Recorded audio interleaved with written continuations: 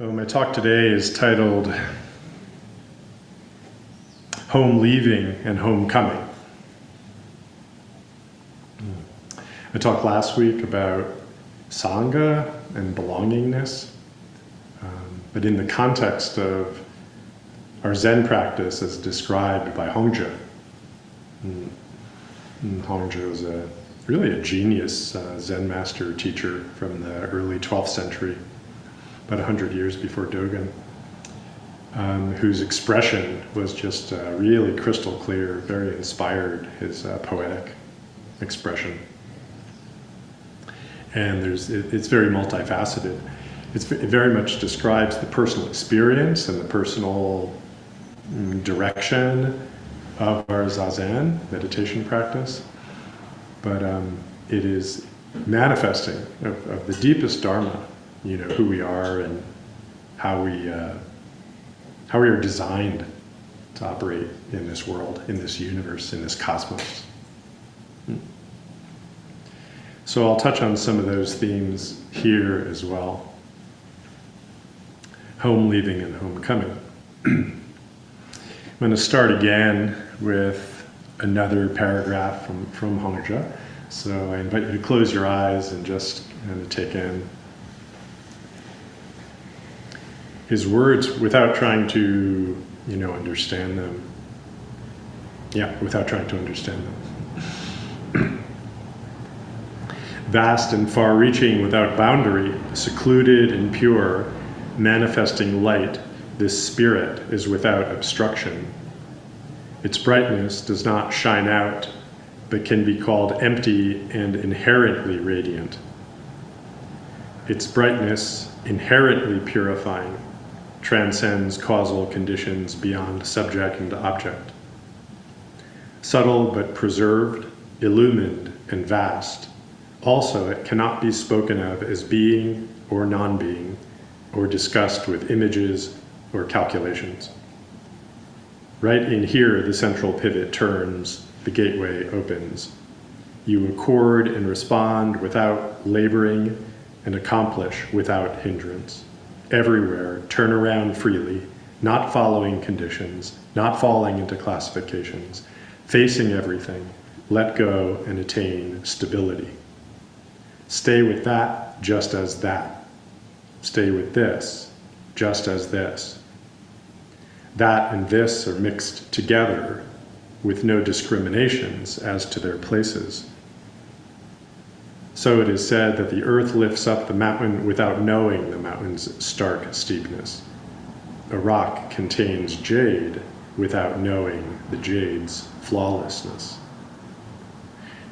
This is how truly to leave home, how home leaving must be enacted.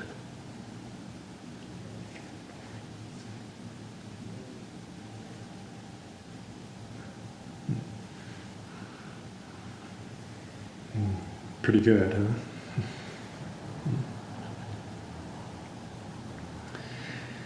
Yeah, these teachings of Hongzhi are. I've kind of looked at them just to kind of appreciate their mysterious power, and I find that there are statements in each kind of paragraph of his teachings that are, some are descriptive, some are kind of prescriptive, telling us what not to do or how things aren't, and others are telling us what to do. They're kind of more positive oriented, and at risk of overanalyzing it and killing it. I can't kill it, I know, but I thought I would just look at them separately. The descriptiveness, vast and far-reaching without boundaries, secluded and pure, manifesting light without obstruction. Its brightness does not shine out. A brightness that does not shine out. can be called empty and inherently radiant. Its brightness, inherently purifying, transcends causal conditions beyond subject and object.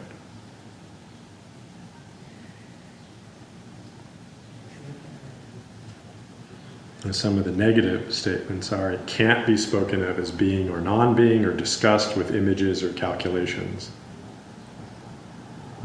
It's very helpful, these negative statements, can really alert us in our practice to the operation of our mind. And we can, with this mirror, we can kind of say, oh, that's not it. Okay, an image we oftentimes understand through visuals and images. In fact, somebody just told me today, she's done a lot of deep practice actually in the Tibetan tradition, mostly with dream yoga and visualizations.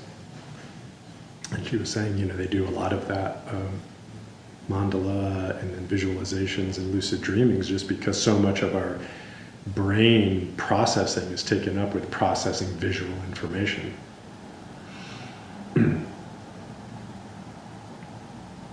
But here Hongzhi says it can't be it's not that one. Yeah, it can't be discussed with images or calculations.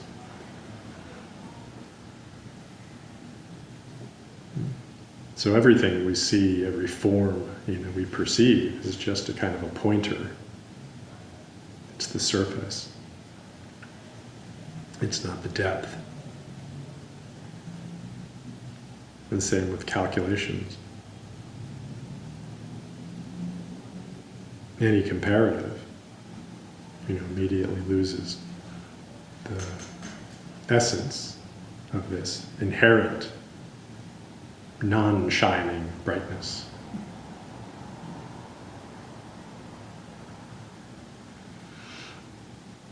So we turn around, not following conditions, not falling into classifications.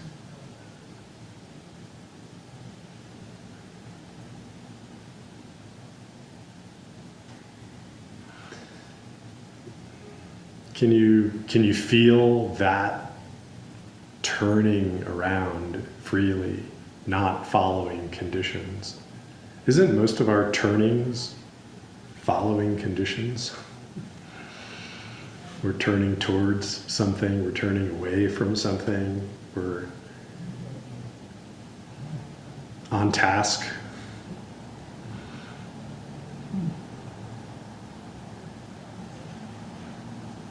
Right? It's almost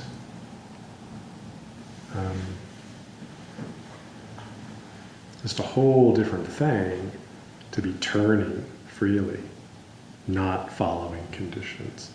Of course, not following conditions means also not turning away from conditions.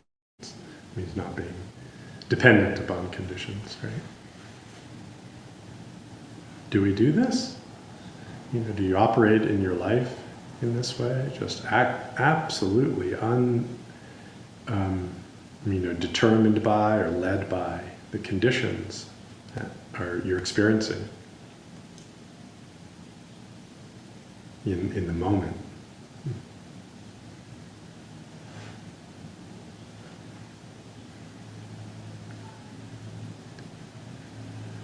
But when we do this, we're not just floating in space, completely disconnected from everything.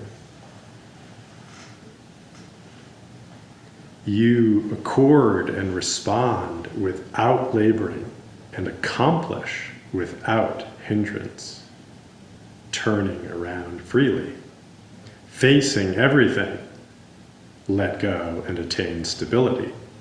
Stay with that, just as that. Stay with this, just as this. I really like that one.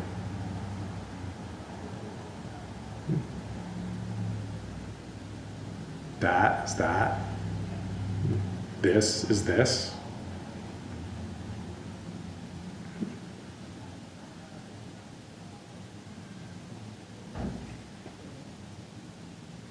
Yeah, but it's responsive, right? It isn't floating in space. It isn't just disconnected. You know, disconnection is a form of attachment, actually, in Buddhist understanding.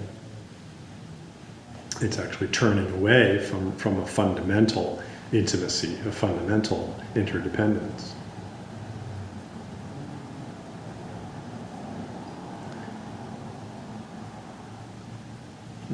You accord and respond without laboring. Responding without laboring and accomplishing without hindrance.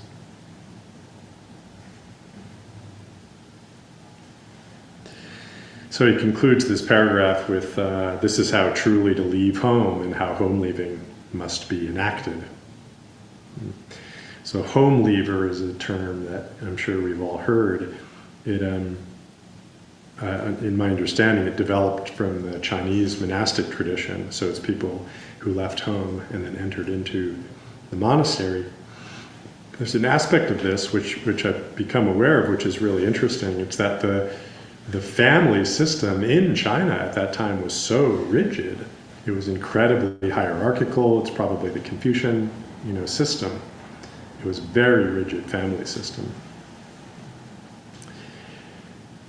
So leaving that, they actually entered into a form of practice in the monastery which was very free in certain ways. It actually supported people moving from monastery to monastery and teacher to teacher to explore the practice, the Dharma. And I found this to bring an interesting, aspect into this home leaving, because our family systems are not so rigid, certainly compared to, 10th century China, right? There was something maybe essential back in those days, to leave that system. Whereas maybe it isn't so essential, in a way, for us to leave it, because we have a lot of freedom of movement, a lot of freedom of exploration in our society, in our social systems. So it gave an interesting kind of gloss, to this home leaving. There's something really positive, about that home leaving. It isn't so much rejecting, family and society. It's recognizing that there's a certain mode of action, a certain mode of practice that's just not available there. It involves exploration, freedom, inquisitiveness, and not being bound by the expectations of that society, which were much stricter than the society we have here. But there is a deeper kind of letting go of what's happening when we talk about home leaving. It's letting go of the attachments that we have derived from personal, habitual, psychological, and emotional condition. We all grow up in our families of origin, and in our cultures, our society, our communities, and we get, imprinted. Our blueprint gets imprinted with all the conditioning. We're all Dharma practitioners here, so we know something of this,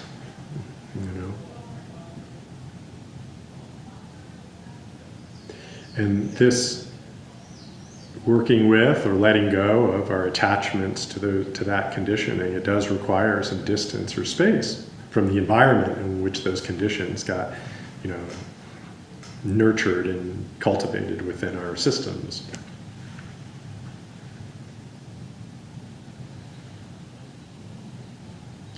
So you could say we're leaving the home that we've constructed out of our fabricated habits. I'll remind you of a line from Hongzhi's, the first passage of Hongzhi that I shared. I think it was back in January. He said, "You must purify, cure, grind down, or brush away all the tendencies you have fabricated into apparent habits. This is one of those positive statements from Hongzhi, where he says, this is what you should do. I like how we have a variety of options here. Purify, cure, grind down, or brush away. Whatever it takes. All the tendencies you have fabricated into apparent habits. This is home leaving. This is the home leaving. The real home leaving. Okay, it doesn't mean turning away from our intimate connections.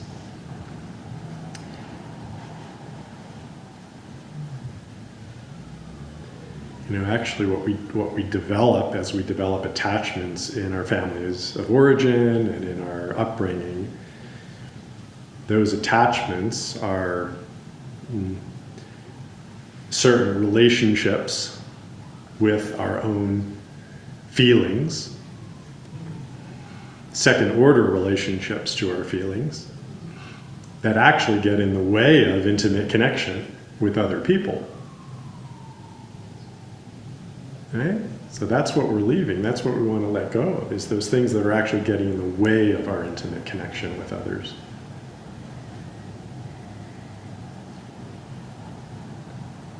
So in a way you could say we leave home and we're practicing in order to be able to return to our families of origin and our hometowns with a greater capacity and intimacy than we had before. And maybe even greater, probably even greater than we would have had if we had stayed there in an unexamined life of habit.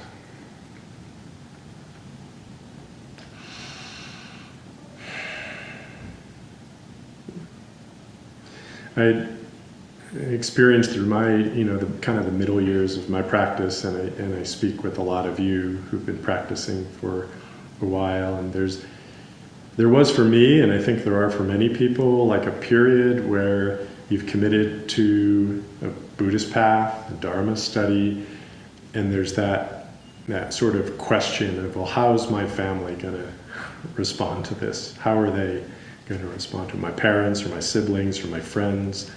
There's that edge terrain. And this can last for years. You can have long conversations with your parents and your friends in your head to explain to them what the Dharma means to you. I'm smiling because I did this a lot. And then, of course, I'd go back home out of a Catholic upbringing. And we had a very close friend of the family who, he's a Passionist monk, actually. It's like a Dominican order. And he would come over on Christmas and actually do a Mass, consecrate a Eucharist and do a Mass in my house on Christmas Eve when I was young.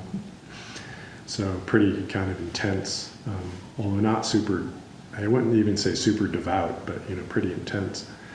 And then he ended up becoming the head of the philosophy department at St. Louis University. And I had a lot of conversations in my head with him about the Dharma, but never in real life. I would go back, and in the years when I did broach it a little bit, there just wasn't there.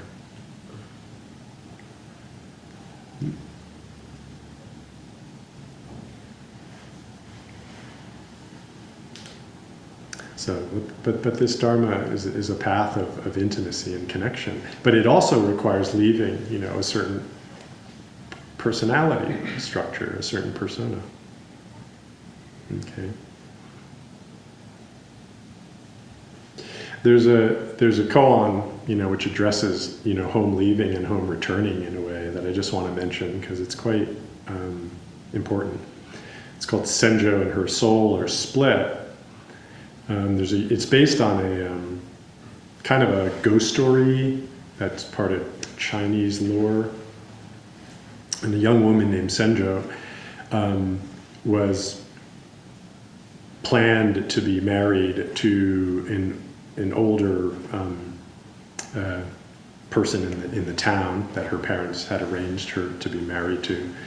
But she was in love with another young man, and instead of going through with the arranged marriage, she took off and ran away with her lover and boyfriend, and stayed away for many years, and actually had a couple of kids.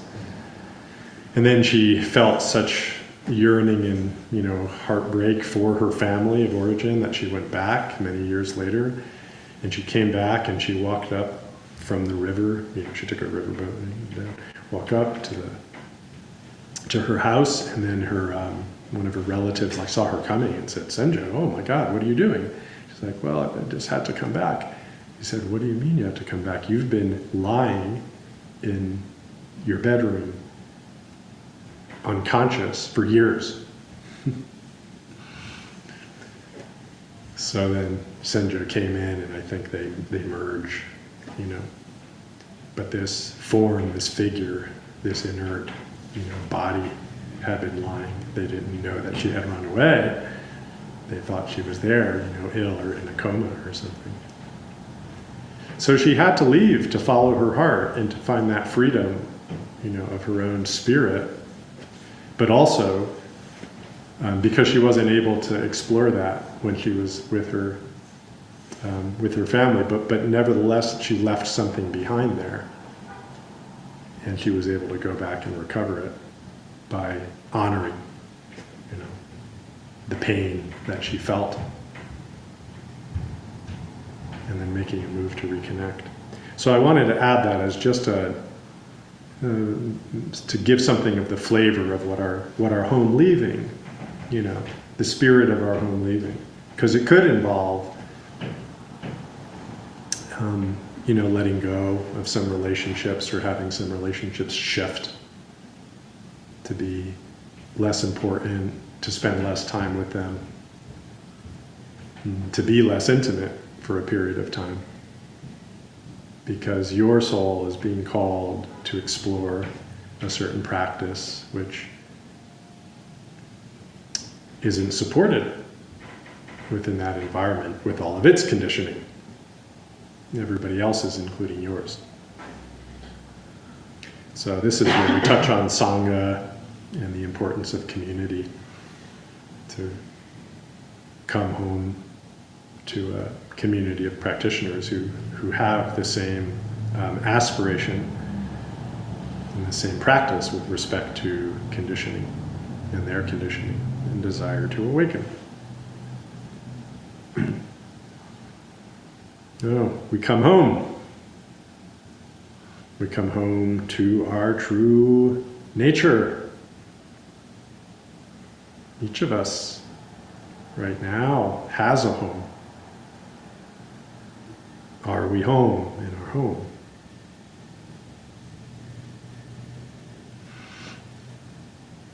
This home is right at the center of your experience right now. You are home. Everything about your experience is pointing to you being home.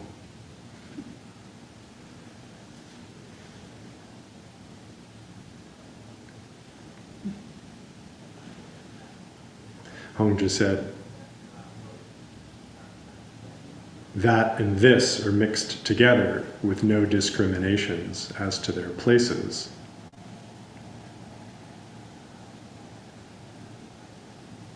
And he said, facing every, stay with that just as that. Stay with this just as this.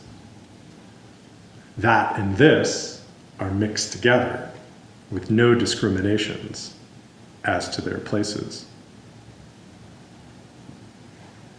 Maybe my that is your this.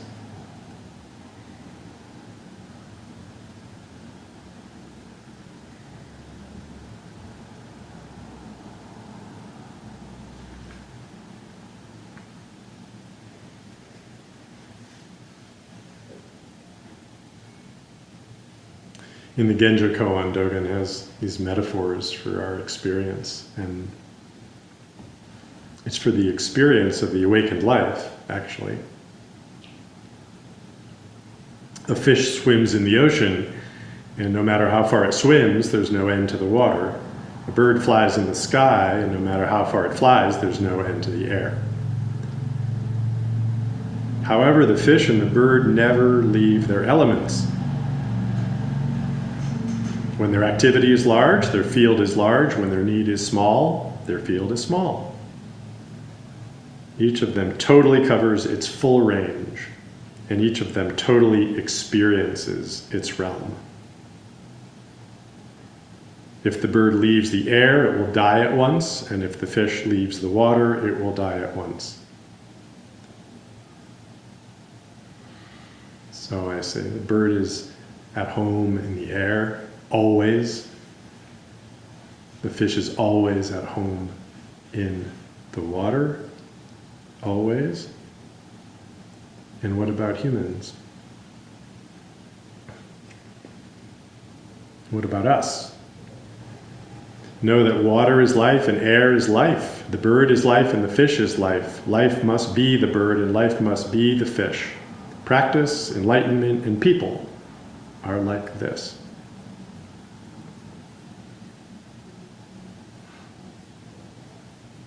We can't leave our lives. Our lives are the element in which we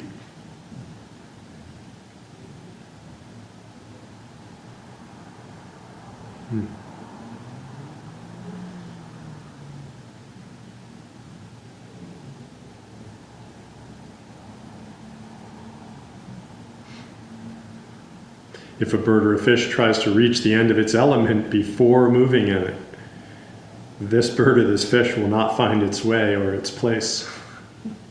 It's like, can you imagine a bird like trying to exit the air? Or a fish like trying to exit the water? But how often do we try to extract ourselves from our life, to get above it, to get outside it, to manipulate it, to control it, to understand it? We actually do this all the time. We separate ourselves out from the very element of our being.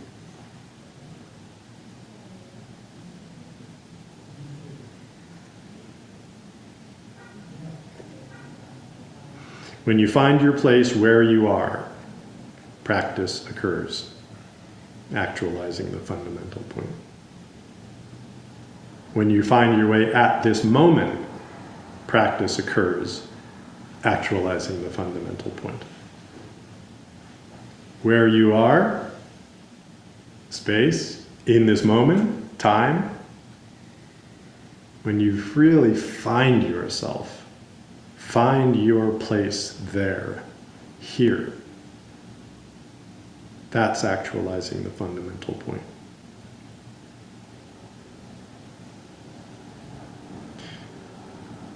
For the place, the way is neither large nor small, neither yours nor others. The place, the way, has not carried over from the past, and it is not merely arising now.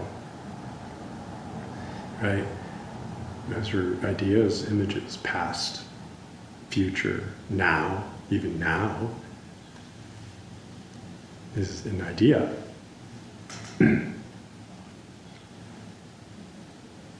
Arising is an idea. We come home to our life. We come to our life as our home.